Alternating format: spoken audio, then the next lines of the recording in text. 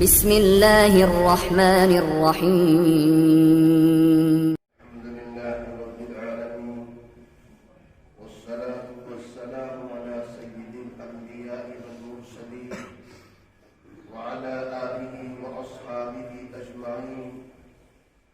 أما بعد، فأعوذ بالله من الشيطان الرجيم. بسم الله الرحمن الرحيم. يا أيها الذين آمنوا اتقوا الله حق تقاته ولا تموتن إلا وأنتم مسلمون. قال النبي صلى الله عليه وسلم: استحيوا من الله حق الحياء. قالوا: إنا لنستحيي من الله يا نبي الله.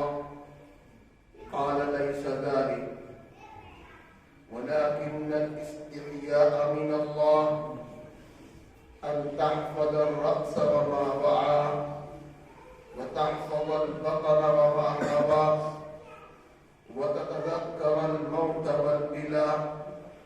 ومن أراد الآخرة ترك زينة الدنيا، فمن فعل ذلك فقد استحيا من الله حق الحياء، أو كما قال صلى الله تعالی علیہ وسلم. قابل احترام دوست و بزرگوں، اللہ تعالیٰ نے ہم سب کو تقوی کی زندگی اختیار کرنے کے لیے فرمایا ہے. ہم متقی بن جائیں، پرہیزگار بن جائیں، اور ہر حال میں مسلمان بن کر کے رہیں. یہ تعلیم ہے اس مذکورہ آیت کریمہ میں.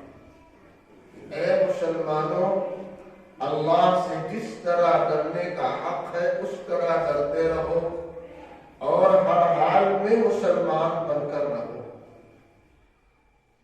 ایک وہ آدمی جو متقی ہو، پرہیزگار ہو، اپنے آپ کو گناہوں سے بچاتا ہو، حرام کاری سے، زنا سے، جھوٹ سے اور ہر گناہ سے اپنے آپ کو بچاتا ہو، وہ اللہ کی نظر میں زیادہ مقبول اور محبوب ہے اس آدمی کے مقابلے میں جو عبادات کثرت سے کرے لیکن گناہوں سے نہ بچے.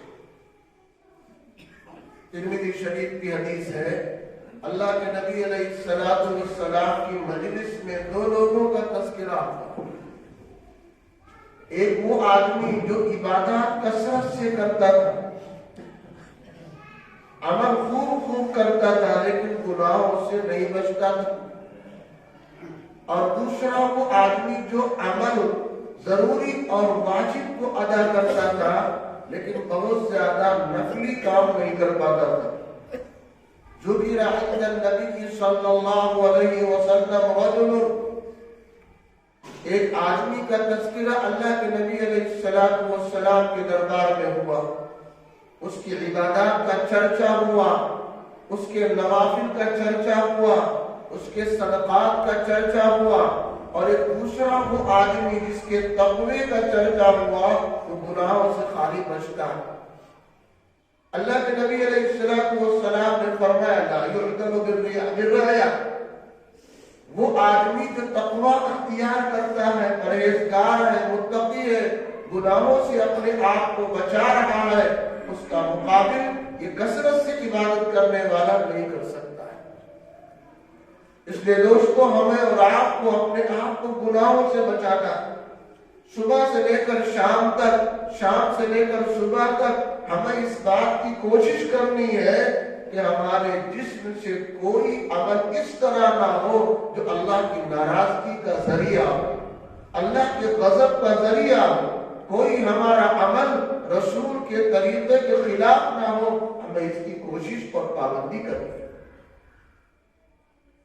ایک موقع پر اللہ کے نبی علیہ السلام نے صحابہ سے عرض کیا: اللہ سے شرماؤ، اللہ سے حیا کرو. صحابہ نے جواب دیا: اے اللہ کے رسول، ہم اللہ سے شرم کرتے ہیں، ہم حیا کرتے ہیں. اللہ کے نبی علیہ السلام نے فرمایا حیا اور شرم کا یہ مطلب نہیں ہے کہ تم समझते हो। असली हया ये है अन तहफज़ रअस वमा वआ, अपने सर को और सर के आसपास तमाम लगी हुई अल्लाह की नेमतों को गुनाहों से बचा लो। इस सर के अंदर आंख लगी है, कान लगे हैं, मुंह है, जबान है, ये पूरा चेहरा है। इस पूरे आज़ा को गुनाहों से बचा लेना, ये है अल्लाह से शर्माने का मतलब। आदमी अगर अपने सर की हिफाजत ना करे तो वो इंसान नहीं, मजनू और पागल हो जाएगा। अगर जरा उसका दिमाग इधर से उधर हो जाए, दिमाग में फुतूर पैदा हो जाए, तो वो आदमी पागल हो जाता है, मजनू बन जाता है, दीवाना हो जाता है, अपना नफा और नुकसान नहीं समझ पाता। हमें क्या करना चाहिए, हमारी क्या जिम्मेदारी है, हमारी माँ, हमारे घर के अफराद, उनके साथ कैसा सलूक करना चाहिए। हत्ता कि इंसान को अपना खाना और पीना, अपना नफा नुकसान का इल्म नहीं रह जाता।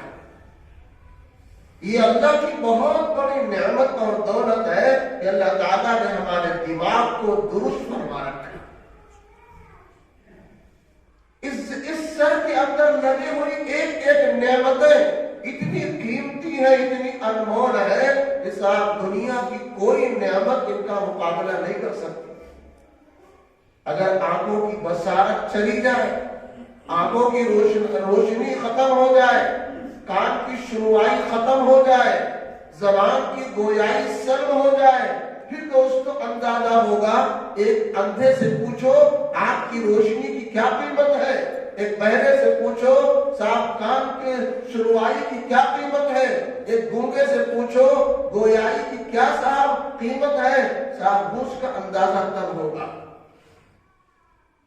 अल्लाह ताला की ये बड़ी बड़ी नेमतें जो अल्लाह ताला ने हमें और आपको दे रखी है, इसकी हमें कदर करनी चाहिए, इसकी हिफाजत करनी चाहिए कि ये हमारे आज़ा किसी गुनाह के अंदर न लगे, किसी मासियत के अंदर न मशगूल होने पाए।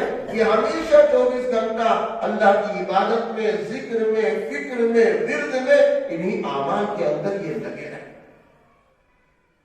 जब इंसान अपने अकल और दिमाग को सही इस्तेमाल नहीं करता, अल्लाह और रसूल के बताए हुए तरीके के मुताबिक अपने दिमाग को इस्तेमाल नहीं करता, तो ये इंसान मखलूकात, बेबस कमजोर मखलूक, उनकी पूजा और इबादत शुरू कर देता है। अपने हाथ से बनाए हुए मुजस्समों के सामने सर झुकाता, उनके सामने मिन्नतें मांगता, उनके ऊपर नजरें चढ़ाता है, उनको अपना माबूद और उनका अपना मतलूब व मकसूद समझने लगता है। इसीलिए जगह जगह कुरान करीम में अल्लाह पाक ने फरमाया अफला ताक़िलून, इंसान खुद क्यों नहीं गौर कर लेता। अपने हाथ से बनाया हुआ है, अपने हाथ से गढ़ा हुआ है, उसके सामने तो झुक जाता है, उसके सामने तो सर टेक देता है, उसके सामने मिन्नतें मांगता है, उसके सामने तो अपने हाजत और जरूरियात को रखता है, लेकिन खुद क्यों नहीं समझता। कुरान करीम में अल्लाह ने मिसाल देकर समझाया, या अय्युहन्नास ज़ुरिबा मसलुन, ऐ लोगों तुम्हें एक मिसाल से समझो बात, ऐ लोगों तुम्हारे लिए एक मिसाल कायम की जा रही है, फस्तमिऊ ला, उसे गौर से सुनो, उसे गौर से सुनो, अपने अकल से दिमाग से सोचो, उसके बाद फैसला करो कि हम जिन माबूदान बातिल की इबादत कर रहे हैं, हमारी इबादत करना ये दुरुस्त है या गलत है। इस मिसाल को सामने रखकर फिर उसमें गौर और फिक्र करो। अल्लाह पाक ने इरशाद फरमाया, इन्नल्लज़ीना तदऊन मिन दूनिल्लाह लन यख़्लुक़ू ज़ुबाबन वला इज्तमऊ लह। ये दुनिया भर के तुम्हारे माबूदान बातिल चाहे जिस सूरत में मौजूद हो, जिस शक्ल में मौजूद हो, जिस ढांचे के अंदर मौजूद हो, ये सारे के सारे मिलकर مچھر اور مکھی بھی پیدا کرنے والے نہیں ہیں. اتنے بے بس ہیں, اتنے کمزور ہیں, اتنے لاچار ہیں. یہ سارے کے سارے مل کر بھی ایک مچھر ایک مکھی بھی پیدا کرنے کی طاقت اور سخت نہیں رکھتے ہیں. لَن يَخْلُقُوا ذُبَابًا وَلَوِ اجْتَمَعُوا لَهُ, سارے کے سارے مل جائیں پھر بھی صاحب ایک مچھر ایک مکھی بھی پیدا نہیں کر سکتے. اور آگے مزے کی بات, وَإِن يَسْلُبْهُمُ الذُّبَابُ شَيْئًا لَا يَسْتَنقِذُوهُ مِنْهُ, اگر آپ اپنے عقیدے کے اعتبار سے ان کی عبادت کرتے کرتے ان کی خوشنودی حاصل کرنے کے لیے اپنے بگڑے ہوئے حالات کو بنانے کے لیے ان کے اوپر کوئی پرساد چڑھاتے ہیں, ان کے اوپر کوئی پھول مالا دیتے ہیں, ان کے اوپر کوئی صاحب غلہ اور پیسہ اور دودھ ڈالتے ہیں, اس ڈلے ہوئی چیزوں کو ان کے اوپر چڑھائی ہوئی چیزوں کو اگر مکھی اٹھا لے کر بھاگ جائے, چوہے کھینچ کر بھاگ جائے, چھوٹے چھوٹے جانور ان کے سامنے سے لے کر بھاگنے لگے, یہ ان کو بھی روکنے پر قادر نہیں ہے. اپنے سامنے رکھی ہوئی چیزوں کو روکنے پر قادر نہیں ہے. ضعف الطالب والمطلوب, اے انسان تو کیوں نہیں سمجھتا اس کھلی ہوئی کتاب کو, اس کھلی ہوئی بات کو کیوں نہیں سمجھتا ہے کہ جو ان کو پکارتے ہیں وہ بھی کمزور ہے, اور جن کو پکارا جا رہا ہے معبود کی شکل میں وہ بھی بے بس ہے, لاچار ہے, وہ بھی صاحب کسی چیز پر قادر نہیں. یہ دوستو ہمیں اللہ تعالیٰ نے حکم دیا اپنے عقل کو, دماغ کو ہم صحیح استعمال کریں اور اپنے حقیقی خدا اور مالک جو سب کا رب ہے, وہ پیغمبروں کا رب ہے, وہ تمام انسانوں کا رب ہے, عام انسانوں کا رب ہے, وہی صاحب پوری کائنات کا خالق اور مالک ہے. چاند اور سورج کا بھی وہی رب ہے, چاند اور ستاروں کا بھی وہی رب ہے, پیڑ اور پودوں کا بھی وہی رب ہے, الغرض کائنات کی ایک ذرہ کا وہی رب ہے. سارے لوگ مخلوق ہیں, وہ اکیلا تنہا خالق ہے. آج کچھ لوگ سورج کے سامنے آ کر ورزش کراتے, سور نمسکار کرتے, جن کا عقیدہ ہے کریں, ہم مسلمان ہیں, ہم کلمہ گو ہیں, ہمارے لیے سب سے بڑا شرک ہے. اللہ کے نبی علیہ السلام سے پوچھا گیا, اے اللہ کے نبی سب سے بڑا گناہ کیا ہے؟ آپ نے ارشاد فرمایا, ان تدعو اللہ ندا, تم اللہ کے ساتھ کسی اور کو شریک کرو. دنیا میں اس سے بڑا جرم اور اس سے بڑا پاپ دوسرا نہیں. اللہ اکیلا ہے, تنہا ہے. جس طرح ایک آدمی اپنی بیوی کے ساتھ کسی کو پارٹنر رہنا پسند نہیں کرے گا, اگر وہ غیرت مند انسان ہے, عزت دار انسان ہے, تو اپنی بیوی میں تنے تنہا رہے گا, وہ غیرت کو رہنا برداشت نہیں کرے گا. دوستو خداوند قدوس بھی اپنی ذات و صفات میں اکیلا تنے تنہا ہے, کوئی غیر اس کے ساتھ شریک نہیں ہے. اس سے اللہ کو بہت ناراضگی ہوتی ہے. اسی لیے اللہ کے نبی صلی اللہ علیہ وسلم نے فرمایا, اللہ کے ساتھ کسی کو شریک نہ کرنا, اللہ کے ساتھ کسی کو شریک نہ کرنا. حالات کچھ بھی آ جائیں, حالات چاہے جیسے آ جائیں, سب برداشت کر لینا, اپنے رب کے لیے سب کچھ گوارا کر لینا. بلال حبشی تپتی ہوئی ریت پر ان کو ستایا جاتا تھا, لٹا کر کے پریشان کیا جاتا تھا, لیکن دوستو انہوں نے سمجھوتا نہیں کیا. انہوں نے ہمیشہ اللہ کو ایک ہی کہا کہ میرا رب ایک ہے, میرا خدا ایک ہے. یہ کہتے کہتے صاحب تکلیف دینے والے تھک جایا کرتے تھے, لیکن بلال کی ایمان پر ذرہ برابر فرق نہیں آیا. قرآن کریم نے صاف کہہ دیا اس بات, ان اللہ لا یغفر ان یشرک بہ ویغفر ما دون ذلک لمن یشاء. اللہ تعالیٰ شرک کو نہیں معاف کرے گا, بقیہ تمام گناہ, چھوٹا ہو بڑا ہو صغیرہ ہو کبیرہ ہو, سچے پکے دل کے ساتھ توبۃ نصوحہ.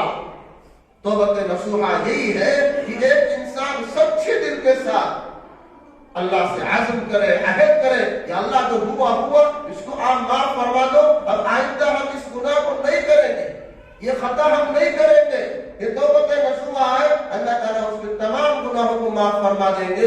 لیکن شرک کرتا کرتا کوئی انسان مرے، اس کا وہ گناہ معاف نہیں۔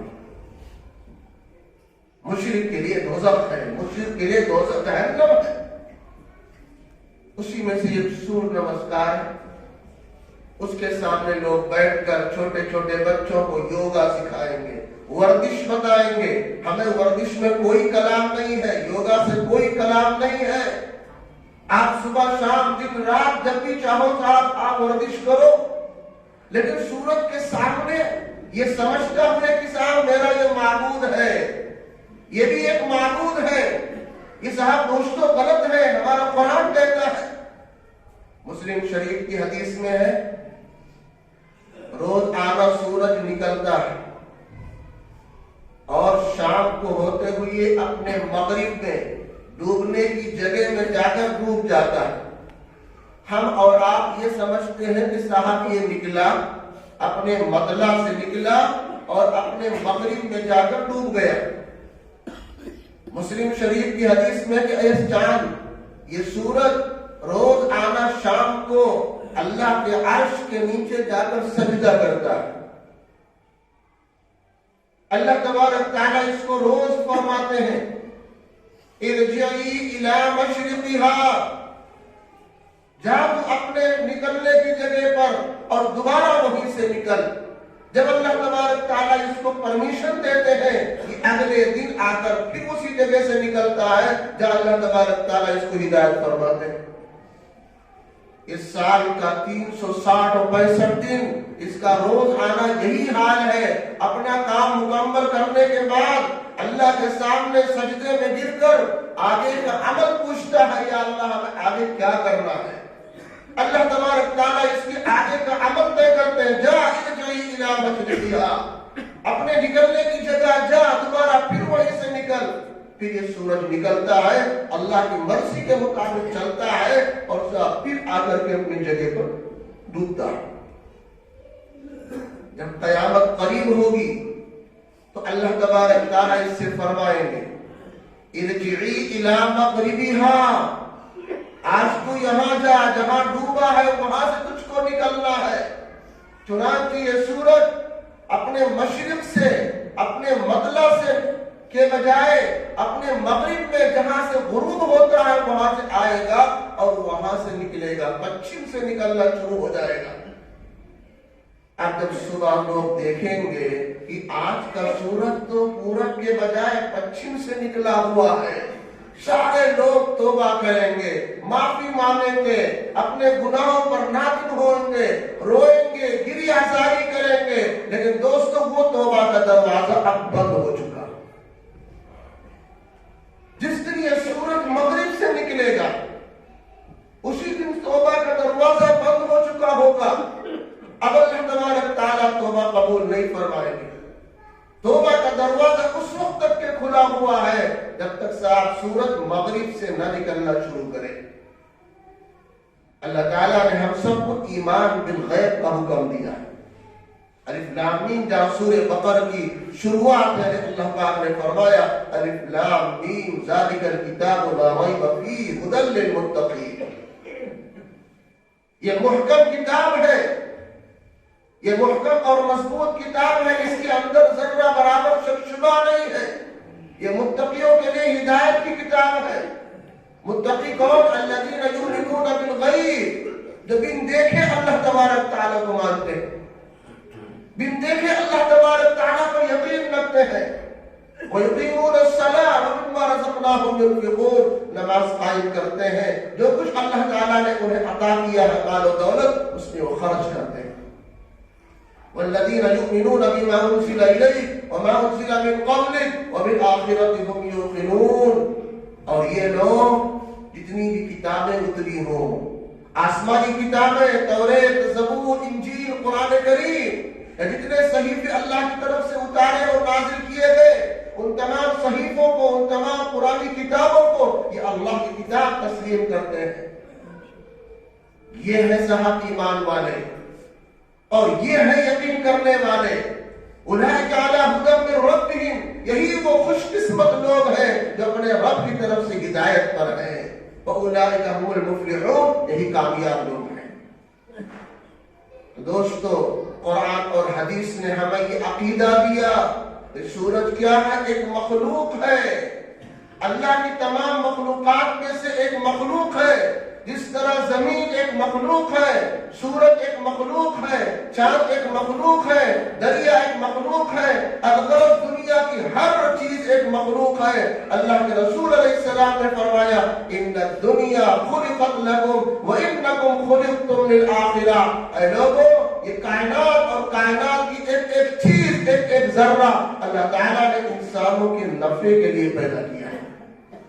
یہ ہمیں روشنی دیتا ہے اللہ کے حکم سے، اس کی حرارت سے، اس کی گرمی سے، اس کی روشنی سے ہمیں فائدہ ہوتا، ہماری کھیتیوں کو فائدہ ہوتا، پوری کائنات کو اس سے فائدہ ہوتا۔ یہ اللہ کا ایک مخلوق ہے، یہ خالق اور مالک نہیں ہے، معبود نہیں ہے جس کے سامنے اپنے سر کو ہم جھکائیں گے، جس کے سامنے ہم رکوع کریں گے، جس کو ہم خالق مالک معبود تسلیم کریں گے۔ صاحب یہ معبود نہیں بلکہ مخلوق ہے۔ اگر یہی انسان اپنے عقل کو صحیح استعمال کرتا، صحیح سوچتا، تو صاحب یہاں تک کہ پہنچ جاتا کہ یہ سورج بھی ایک مخلوق ہے، سورج معبود اور خالق نہیں ہے۔ اس لیے ہم اپنے بچوں کو اس طرح کا ذہن بنائیں، اپنے بچیوں کا ذہن بنائیں، اپنی عورتوں کا ذہن بنائیں کہ دیکھو لا الہ الا اللہ محمد رسول اللہ کا یہی مطلب ہے کہ میرا معبود صرف ایک معبود ہے، وہ اللہ ہے۔ بقیہ دنیا میں جتنی چیزیں ہیں، کائنات کا ایک ایک ذرہ، وہ سب اللہ کا محتاج ہے، وہ سب اللہ کا مخلوق ہے، کوئی اس میں معبود نہیں ہے۔ لا معبود الا اللہ، لا مسجود الا اللہ، لا الہ الا اللہ، سجدے کے لائق صرف ایک اللہ، عبادت کے لائق صرف ایک اللہ، معبود صرف اور صرف ایک ہی ہے۔ یہ ہمیں عقیدہ رکھنا ہے۔ آج طرح طرح سے لوگ پروپیگنڈا کر کے ہمارے بچوں کے ذہن کو خراب کرنا چاہتے ہیں، ان کی نسلیں تباہ ہو جائیں، شرک کرنے لگے، اللہ کے ساتھ غیر کو بھی یہ شریک کر لیں۔ اس وقت کے آنے سے پہلے ہمیں یہ کام کرنا تھا۔ ہمیں ورزش پہ اعتراض نہیں، آپ ورزش کرو، یوگا کرو، لیکن صاحب وہ ایک جسمانی ورزش ہے، اپنے جسم کو فٹ کرنے کا ایک طریقہ ہے، ایک راستہ ہے، اس سے اعتراض نہیں ہے۔ اعتراض اس بات سے کہ صاحب ہم سورج کے سامنے، چاند کے سامنے دنیا کو اپنا بڑا اور مخلوق اور معبود سمجھ کر یہ کام نہیں کریں گے۔ صاحب یہ تو ایک ورزش ہے، جسم کے لیے فٹنس کے لیے ایک طریقہ ہے جس کو انسان کر سکتا ہے۔ اسی کو اللہ کے نبی علیہ السلام نے فرمایا استحیوا من اللہ حق الحیاء، اللہ سے خوب شرماؤ، حیا کرو۔ اور شرم اور حیا کا یہ مطلب ہے اپنا عقیدہ درست رکھو، اپنا دماغ ٹھیک رکھو کہ صاحب کائنات کا ایک ایک ذرہ یہ سب مخلوق ہے، سب کوئی ایک معبود نہیں ہے بلکہ سب کو اللہ نے پیدا کیا، سب کا معبود خالق صرف ایک اللہ ہے۔ اسی کے ساتھ ساتھ اس سر کے اندر جتنے اعضاء ہمارے فٹ ہیں، وہ آنکھ کی شکل میں ہو، کان کی شکل میں ہو، ناک کی شکل میں ہو، زبان کی شکل میں ہو، ان تمام اعضاء کو ہم اللہ کی نافرمانی سے بچائیں، ایک ایک حصے کو ہم گناہ سے بچائیں۔ ہمارے کان سے کوئی غلط بات نہ سنی جائے، ہمارے کان میں گانے کی آواز نہ آئے، وہ تمام عمل جس کو ہمارے رسول نے ناپسند کیا ہے، جس کو ہمارے اللہ نے ناپسند کیا ہے، وہ تمام چیزیں ہم کان سے نہیں سنیں گے۔ جن چیزوں کا دیکھنا حرام کیا گیا ہے اس کو ہم اپنی آنکھوں سے نہیں دیکھیں گے۔ جن چیزوں کے بولنے سے، جن چیزوں کے سلسلے بات چیت کرنے سے ہمارے لیے روکا گیا ہے، ان سے ہم ساتھ رکیں گے، اس کو ہم گفتگو میں نہیں لائیں گے۔ اللہ کے نبی علیہ السلام نے فرمایا اگر تمہاری آنکھیں 3 باتوں سے محفوظ ہیں تم جنتی ہو۔ ثلاثۃ ترى اعینہم النار لا ترى اعینہم النار، 3 قسم کی آنکھیں ایسی ہیں جو دوزخ میں نہیں جائیں گی، دوزخ کے اندر وہ نہیں چلیں گی۔ لوگوں نے پوچھا اے اللہ کے نبی وہ کیا ہے؟ آپ نے فرمایا حمصت فی سبیل اللہ، اللہ کے خاطر، دین کے خاطر اگر کوئی آنکھ جگے، رمضان کے مہینے میں دیر دیر آدمی تراویح پڑھتا ہے، قرآن کریم کی تلاوت کرتا ہے، پھر تہجد میں سحری میں اٹھ کر سحری کرتا ہے، اللہ جسے توفیق دے 2 4 6 رکعت تہجد بھی پڑھتا ہے۔ اللہ تبارک تعالیٰ نے شب قدر میں عبادت کرنے کا حکم دیا۔ یہ آدمی جاگ کر، اپنی نیند کو دبا کر، اپنی خواہشات کو پیچھے ڈال کر عبادت کرتا ہے، کبھی ذکر میں لگا ہے، کہیں تلاوت میں لگا ہے، کہیں دعاؤں میں مشغول ہے، نہیں سو رہا ہے، اپنی آنکھ کو خدا کے واسطے اللہ کو راضی کرنے کے لیے جگا رہا ہے۔ ایسی آنکھ پر اللہ تعالیٰ نے دوزخ کو حرام کر دیا ہے۔ ایسی آنکھیں دوزخ میں نہیں جائیں گی۔ عین حرست فی سبیل اللہ وعین بکت من خشیت اللہ۔ آگے فرمایا وہ آنکھ جو اللہ کے خوف سے رونے لگے، وہ آنکھ جو اللہ کے خوف سے رونے لگے۔ آدمی دوستو اللہ کے سامنے ہاتھ اٹھائے، 10 بستہ کھڑا ہو بیٹھ جائے اور اپنے گناہوں کو یاد کر کر کے نادم ہو، شرمندہ ہو، اللہ تبارک تعالیٰ سے معافی مانگے، اے اللہ ہماری زندگی تو گناہوں میں ڈوب چکی ہے، ہمارا رویا رویا گناہوں میں ڈوبا ہوا ہے، اے مالک کس منہ سے تیرا سامنا ہم کریں گے، کس طرح تیری بارگاہ میں ہم حاضر ہوں گے۔ یہ انسان اپنے گناہوں کو یاد کر کر کے خدا کے سامنے پیش ہونے کا منظر یاد کر کر کے اور ساتھ خدا سے رو رہا ہے، اپنے گناہوں پر معافی کا خواستگار ہے، اللہ سے معافی طلب کر رہا ہے، اور ہوتے ہوتے آنکھوں سے آنسو کا قطرہ نکل آئے۔ اللہ کے رسول علیہ السلام فرماتے ہیں یہ آنکھ جہنم میں نہیں جائے گی۔ وعین کفت عن محارم اللہ، تیسری وہ آنکھ کہ جس چیز کو دیکھنا اللہ پاک نے حرام کر دیا، غیر محرم کو نہ دیکھو۔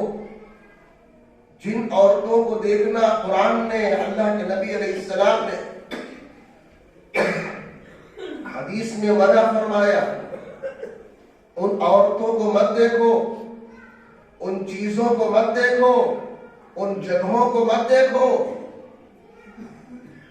ہر انسان کے سطر ہے، گھٹنے سے لے کر ناف تک یہ مردوں کی سطر ہے، چاہے زندہ ہو یا مردہ ہو۔ کسی بھی مرد کے لیے دوسرے مرد کا ناف سے لے کر گھٹنے تک کا حصہ دیکھنا جائز نہیں۔ یہ ہر مرد کی ایک سطر عورت ہے، اس کو چھپانا فرض ہے، چاہے وہ نماز کی حالت ہو یا نماز سے باہر کی حالت ہو، ہر وقت ناف سے لے کر گھٹنے تک کے چھپانا فرض ہے۔ انسان دوسرے کے سامنے نہیں کھول سکتا، یہ اگر اگلا آدمی نہیں جانتا ہے وہ اپنی سطر کو کھولے ہوئے ہے، دوسرے آدمی کے لیے دیکھنا جائز نہیں۔ عورت کی سطر پورا بدن ہے، چہرہ، دونوں ہتھیلی، دونوں پاؤں کو چھوڑ کر اس پورے بدن کو چھپانا ضروری ہے۔ اللہ تعالیٰ نے قرآن کریم میں کچھ عورتوں کو مستثنیٰ کر دیا کہ ان سے آپ کا نکاح نہیں ہو سکتا، ان کو محرمات ابدیہ کہا جاتا ہے۔ انسان کی ماں ہے، بیٹی ہے، بہن ہے، خالہ ہے، پھوپھیاں ہے، ساس ہے، رضائی ماں ہے، رضائی بہن ہے، بہو ہے، یہ تمام رشتے اس طرح، بھائی کی اولادیں بھتیجیاں ہیں، بہن کی اولادیں بھانجیاں ہیں، اس طرح کچھ رشتے ایسے ہیں جن کو قرآن کریم نے مستثنیٰ کر دیا کہ ان سے آپ کا رشتہ نہیں ہو سکتا۔ ان کے یہاں جانا، ان کو دیکھنا درست ہے، لیکن ان کے علاوہ جن سے رشتہ ہو سکتا ہے، وہ رشتے میں چاہے ہمارے چچا کی لڑکی کیوں نہ ہو، ماموں کی لڑکی کیوں نہ ہو، پھوپھی کی لڑکی کیوں نہ ہو، ان سے رشتہ ہمارا درست ہے، ان کے ساتھ پردہ ہے، ان کے ساتھ پردہ ہے۔ اگر انسان پردہ نہیں کرے گا گنہگار ہوگا۔ فرمایا اللہ کے نبی علیہ السلام نے وہ آنکھ جس نے محارم سے اور حرام جگہوں سے جو محفوظ رہی، اپنے آپ کو بچا کر کے جس انسان نے رکھا، اللہ تبارک تعالیٰ اس کی آنکھ کو دوزخ پر حرام کر دیں گے، وہ جنت میں جانے والی بنے گی۔ تو دوستو، یہ ہے حیا اور شرم کا مطلب، کہ ہمارے سر اور سر کے آس پاس لگی ہوئی جتنی بھی اللہ کی نعمت ہے، ان نعمتوں میں سے ایک ایک نعمت کو ہمیں کیا کرنا ہے؟ گناہوں سے بچا لینا ہے۔ اللہ تعالیٰ نے قرآن کریم میں فرمایا الذین یجتنبون کبائر الاثم والفواحش واذا ما غضبوا هم یغفرون، وہ لوگ جو بڑے بڑے گناہوں سے اپنے آپ کو بچاتے ہیں، اس سے پرہیز اور اجتناب کرتے ہیں، فواحش سے، بے حیائی چیز کے منظر سے اپنے آپ کو بچاتے ہیں، ناچ ہے، گانا ہے اور طرح طرح کی جو بے حیائی کی چیزیں ہیں، اس سے انسان اپنے آپ کو بچاتا ہے، اپنی نگاہ کو بچاتا ہے، فحش اور بے حیائی چیزوں سے اپنے آپ کو محفوظ کرتا ہے، اور جب غصہ آتا ہے غصے کو دبا لیتا ہے، پی جاتا ہے۔ یغفرون، یہ سب بخشے بخشائے لوگ ہیں، اللہ ان کی مغفرت فرما دے گا۔ جگہ جگہ قرآن کریم میں اللہ پاک نے فرمایا اور انما حرم ربی الفواحش ما ظہر منها وما بطن، اے نبی اعلان کر دو ہمارے رب نے حرام کر دیا ہے بے حیائی کو، فحش چیزوں کو، اس میں ناچ ہے، گانا ہے، دیگر وہ تمام باتیں ہیں جو منکر ہے، ممنوع ہے، ان سے ہم اپنے آپ کو بچائیں، اپنی آنکھوں کو، ناک کو، کان کو، زبان کو، ان تمام چیزوں سے بچائے۔ یہ ہے دوستو حیا کرنے کا مطلب، اللہ سے شرمانے کا یہ مطلب ہے۔ اللہ کے نبی علیہ السلام سے پوچھا گیا کون سا اسلام کامل اسلام ہے؟ فرمایا ان تسلم قلبک للہ، تم اپنا دل اللہ کے حوالے کر دو، یہ اصل اور کامل اسلام اور ایمان ہے۔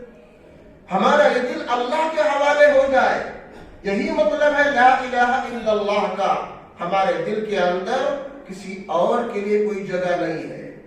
اگر محبت ہو، اگر عقیدت ہو، اگر یقین ہو، تو صرف اور صرف ایک اللہ کی، وہی خالق، وہی مالک، وہی رزاق، وہی غفار، وہی صاحب قادر مطلق، اس چیز کی اگر ہمارے اندر یقین پیدا ہو جائے، یہ کامل ایمان کی علامت ہے۔ کسی موقع پہ آپ نے فرمایا اسلام کے اندر بہت سارے کام ہیں، نماز ہے، عبادت ہے، زکوٰۃ ہے، فلاں فلاں عمل ہے، اس میں سب سے افضل عمل کیا ہے؟ فرمایا تمہاری زبان سے اور تمہارے جسم کے ایک ایک حصے سے اگر لوگ صحیح محفوظ ہوں، سلامت ہوں، تو صاحب تمہارا ایمان اور اسلام مکمل ہے۔ تمہارے ہاتھ سے، زبان سے کسی کو تکلیف نہ پہنچے، یہ کامل مسلمان ہونے کی پہچان ہے۔ اس لیے دوستو، اپنے جسم کے اعضاء میں سے ایک ایک حصے کو ہمیں گناہ سے بچانا۔ اس کے بعد اللہ کے نبی علیہ السلام نے فرمایا وَتَحْفَظَ الْبَطَنَ وَمَا حَوَى، اپنے پیٹ کو اور پیٹ کے آس پاس چیزوں کو گناہوں سے بچاؤ۔ یہ ہے حیا کا مطلب۔ پیٹ کو گناہوں سے بچانے کا مطلب، اس پیٹ کے اندر کوئی حرام لقمہ نہ جانے پائے، حرام کھانا نہ جانے پائے۔ اللہ کے نبی علیہ السلام نے فرمایا جو شراب پیتا ہے، حرام کھانا کھاتا ہے، اس کی نماز قبول نہیں ہوتی۔ لم تقبل له صلاة 40 یوما، 40 دن اس کی نماز قبول نہیں ہوتی۔ کچھ لوگ ایسے ہیں جو مخصوص حالات میں ان کی دعائیں اللہ ضرور سنتا ہے، رد نہیں کرتا۔ مسافر آدمی کی دعا اللہ رد نہیں کرتا، روزے دار آدمی کی دعا اللہ رد نہیں کرتا، ماں باپ کی دعا اللہ رد نہیں کرتا۔ ثلاث دعوات مستجابہ، دعوت الوالد و دعوت الصائم و دعوت المسافر، 3 آدمی کی دعا اللہ رد نہیں کرتا۔ ماں باپ کی دعا سنتا ہے، مسافر کی دعا سنتا ہے، روزے دار کی دعا سنتا ہے۔ لیکن دوستو، مسافر ہو، روزے دار ہو، ماں باپ ہو، اگر ان کا کھانا پینا حرام ہے، اگر ان کا پہننا اوڑھنا حرام ہے، ان کی غذا حرام، ان کا مشروب حرام، ان کا کھانا پینا حرام، تو فرمایا صاحب پھر ان کی دعا رد کر دی جائے گی، ان کی دعا رد کر دی جائے گی۔ من غشی بالحرام فالنار اولی بہ، جس کا کھانا پینا پہننا اوڑھنا حرام ہے تو صاحب اس کا جسم جنت میں جانے کا لائق نہیں ہے، وہ تو دوزخ کا اہل ہے۔ قرآن کریم میں اللہ پاک نے فرمایا الذین یاکلون اموال الیتامی ظلما انما یاکلون فی بطونہم نارا، وہ لوگ جو یتیموں کا مال ظلم کے ساتھ کھاتے ہیں،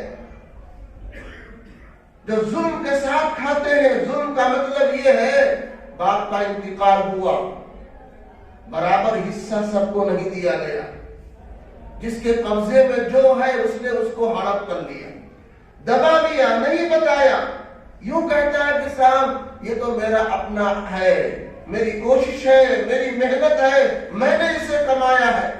یاد رکھو اس بات کو کہ جب تک فیملی ایک ہے، سارے لوگ ماں باپ کے ساتھ ہیں، کھانا سب کا ساتھ پک رہا ہے، اس وقت تک وہ ساری کی ساری پراپرٹی باپ کی شمار ہوتی ہے، چاہے کوئی کم محنت کرے، چاہے کوئی زیادہ محنت کرے، جیسا آپ کوئی ابھی تک کوئی نہیں محنت کی ہے، جب تک باپ کی فیملی ایک ہے، سارے لوگ ایک ساتھ کھا رہے ہیں، الگ الگ کاروبار بھی کیوں نہ ہو جائے، وہ سارے کے سارے ایک مانے جائیں گے۔ جب بٹوارا ہوگا تو سب کا برابر برابر حصہ لگے گا، اور اگر بٹوارا نہیں ہوا، 2 4 10 20 سال گزر جائے، باپ کا انتقال ہوا 5 سال پہلے، 10 سال پہلے، اور کاروبار مشترک چلتا رہا، جب آپ بٹوارا کریں گے تب بھی برابری ضروری ہے۔ مرنے کے بعد جلدی سے بٹوارا کیوں نہیں ہوا؟ جب تقسیم نہیں کیا، بٹوارا نہیں ہوا، جب بٹوارا آپ کریں گے 50 سال بعد بٹوارا کریں گے، تب یہ صاحب سب کو برابر حصہ دینا ہوگا۔ برابر حصہ انسان نہیں دے رہا ہے، بہنوں کا حصہ نہیں لگا رہا ہے، سارا حصہ بھائی لوگ لے لیتے ہیں، اور یوں کہہ کر کے اپنے آپ کو سمجھا لیتے ہیں کہ بہن کی میں نے شادی کر دی اور بہن کو ہم نے پڑھا لکھا دیا۔ ارے صاحب بہن کی شادی ہوئی، تمہاری بھی تو شادی ہوئی، بہن کو آپ نے پڑھایا تو خود بھی تو آپ نے پڑھا، سارا خرچہ باپ نے برداشت کیا، باپ کی آمدنی سے سب کو پڑھایا لکھایا گیا، سب کی شادی بھی کیا گیا، تو صاحب بہنوں کو حصہ نہ دینا، خود سارا کا سارا بھائیوں کو لے لینا، یہ قطعاً درست نہیں ہے۔ اگر اس طرح کا ہے تو وہ ظلم ہے، وہ ناجائز مال ہے، وہ سارا کا سارا لینا درست نہیں ہے۔ ایک انسان کہتے ہیں وہ سب سے زیادہ ناکام نامراد انسان ہے، دوسروں کے خاطر اپنی عاقبت خراب کر رہا ہے۔ میرا بچہ ایسا بن جائے، اس کے لیے 2 3 دکانیں بنوا دے، اس کے لیے کئی مکانات خرید دے، اب حلال ہو حرام ہو ہر طریقہ اپنا کر دوسروں کے چکر میں اپنی آخرت کو انسان برباد کر رہا ہے۔ اللہ کے نبی علیہ السلام نے فرمایا کہ صاحب جو جسم حرام غذا سے پلے گا بڑھے گا وہ دوزخ کا اہل ہے، دوزخ کا مستحق ہے، وہ جنت میں جانے والا نہیں ہے۔ تو فرمایا کہ پیٹ کو حرام چیزوں سے بچاؤ، شرمگاہ کو حرام چیزوں سے بچاؤ۔ گارنٹی اللہ کے نبی علیہ السلام نے لی ہے، من یتوکل لی ما بین لحیتیہ وما بین رجلیہ اتوکل لہ بالجنہ۔ اللہ کے نبی علیہ السلام نے فرمایا اپنے پورے جسم میں سے 2 چیزوں کی حفاظت کرو، خاص طور سے 2 چیزوں کی حفاظت کرو، ایک تو اپنی شرمگاہ کی اور ایک اپنے زبان کی۔ طے کریں انسان کی اپنی شرمگاہ کو غلط استعمال نہیں کریں گے، اپنی زبان کو غلط استعمال نہیں کریں گے۔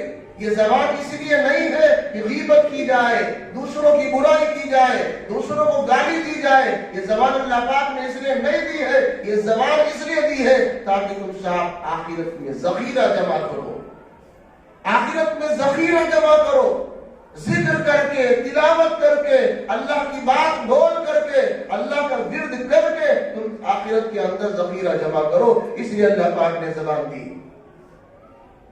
اس کے بعد فرمایا وَتَتَذَكَّرَ الْمَوْتَ وَالْبِلَا، ہمیشہ موت کو اور قبر میں سڑنے اور گلنے کو یاد رکھا کرو۔ ایک دن مرنا ہے، خدا کے سامنے جانا ہے۔ موت کے منظر کو سوچو، جس طرح آدمی مادر ذات پیدا ہوا ہے، اسی طرح مادر ذات خدا کے سامنے پیش ہوگا۔ اما عائشہ رضی اللہ تعالی عنہا نے پوچھا، اے اللہ کے نبی تب تو بڑی شرم کا منظر ہوگا، جب سارے لوگ ننگے ہوں گے، مرد عورت سب ننگے ہوں گے تو بڑی شرم آئے گی۔ اللہ کے نبی علیہ السلام نے فرمایا وہ دن اتنا زیادہ پریشان کن ہوگا، وہاں کا منظر اتنا ہولناک ہوگا کہ کوئی کسی کے بارے میں تو چھوڑو، اپنے بارے میں بھی یاد نہیں رہے گا ہم ننگے ہیں یا ہم ملبوس ہیں کپڑوں میں۔ خالی ہاتھ انسان خدا کے سامنے جائے گا۔ ہاں، جو نیکیاں جمع کر رکھی ہیں، جو اعمال کر رکھے ہیں، یہی اعمال انسان کے ساتھ جانے والے ہیں۔ تو فرمایا اس موت کو یاد کرو اور قبر میں سونے اور گلنے کو یاد کرو کہ ہر کوئی چاہے صاحب مخبل پر سونے والا ہو یا صاحب زمین پر لیٹنے والا ہو، فقیر ہو یا بادشاہ ہو، شاہ ہو یا گدا ہو، کوئی بھی ہو، مرنے کے بعد سب کو قبر میں جانا ہے۔ یہ مٹی اللہ تعالیٰ نے زمین سے پیدا کی ہے اس جسم کو۔ ہم یہی دعا پڑھ کر کے، قرآن کی یہی آیت پڑھ کر کے مٹی دے رہے ہیں، منہا خلقناکم، جس کا معنی یہ ہوا اللہ فرماتا ہے اے بندے سوچ یاد کر، میں نے تجھ کو اسی مٹی سے پیدا کیا ہے، وفیہا نعیدکم، آج مرنے کے بعد تجھے اسی قبر میں مٹی میں واپس اب لا رہے ہیں، ومنہا نخرجکم تارۃ اخری، دوبارہ قیامت کے دن پھر تجھ کو اسی سے ہم نکالیں گے۔ یہ منظر ہمارے سامنے ہو، وَتَتَذَكَّرَ الْمَوْتَ وَالْبِلَا فَمَنْ فَعَلَ ذَلِكَ فَقَدْ اسْتَحْيَا مِنَ اللَّهِ حَقَّ الْحَيَاءِ۔ نبی نے سمجھایا تو اس طرح کا عمل کرے، اپنے جسم کے اعضاء میں سے ایک ایک حصے کو گناہوں سے بچائے، آخرت کو یاد رکھے، موت کو یاد رکھے، قبر میں سڑنے گلنے کو یاد رکھے، اللہ کے سامنے پیش ہونے کو یاد رکھے۔ جو اس طرح عمل کرتا رہے گا وہ صحیح معنوں میں اللہ سے شرمانے والا ہے، وہی حیا کرنے والا ہے۔ فقد استحیا من اللہ حق الحیا، جس نے اس طرح عمل کیا وہ صحیح معنوں میں خدا سے شرمانے والا اور وہی صحیح معنوں میں اللہ سے ڈرنے والا ہے۔ میں نے جو آیت کریمہ پڑھی تھی دوستو، اس میں اللہ نے دو ذمہ داری دی ہے، تقویٰ کی زندگی اختیار کرو اور ہر حال میں مسلمان رہو، مسجد میں رہو تب بھی مسلمان، دکان میں رہو تب بھی مسلمان، گھر میں رہو تب بھی مسلمان، الغرض دنیا کے ہر شعبے میں مسلمان رہو۔ ہمارے جسم سے، چہرے سے، ہمارے اعمال سے، ہمارے اقوال سے، ہمارے لین دین سے، ایک ایک عمل سے دکھے یہ مسلمان ہے، پتہ چلے یہ مسلمان ہے۔ آج دوستو ہم نماز پڑھتے ہیں تب تو سب مسلمان ہوتے ہیں، تو داڑھی ہے، ٹوپیاں ہیں، اور ہم آ کر کے صحیح اور مسجد میں صحیح رخ سے نماز پڑھتے ہیں، لیکن مسجد سے نکلنے کے بعد جھوٹ کے ساتھ کاروبار کرتے ہیں، غلط بولتے ہیں، لوگوں کو دھوکہ دینا۔ تو قرآن نے اس بات کو فرمایا وَلَا تَمُوتُنَّ إِلَّا وَأَنْتُمْ مُسْلِمُونَ، اور تم ہر حال میں مسلمان ہو، اسلام ہی کی حالت میں تمہاری موت آئے۔ کیسے اسلام کی حالت میں موت آئے گی؟ نبی نے فرمایا جس طرح زندہ رہو گے اسی طرح مرو گے، اور جس طرح مرو گے اسی طرح تمہارا حشر ہوگا۔ تو ہمیں زندگی کے ہر شعبے میں مسلمان بن کر رہنا ہے۔